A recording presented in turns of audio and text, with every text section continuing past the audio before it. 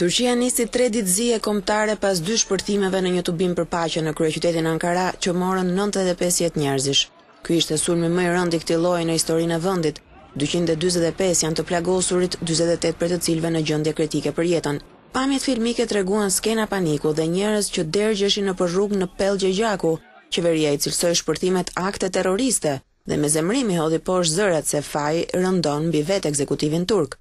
Nga sa pohoi kryeministri Ahmet Davutoglu ka prova të qarta se sulmet që vijnë 3 javë përpara zgjedhjeve të parakohshme parlamentare u ndërmorën nga 2 kamikaz.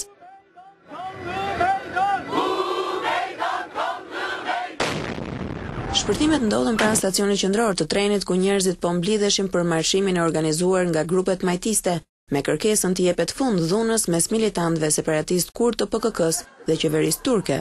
Armëpushimi mes tyre u rrëzuan në muajin korrik e që prej atëherë vendi është zhytur në një spirale paqëndrueshmërie me sulme sy për sy e dhëmb për dhëmb nga të dyja palët. Tensionet mes kurdëve dhe nacionalistëve turq sot janë përflakur sërish, dhe në mesin e etheve që rrethojnë përsëritjen e zgjedhjeve në nëntor, ishte mos e pritshme se diçka e rrezikshme kishte për të ndodhur.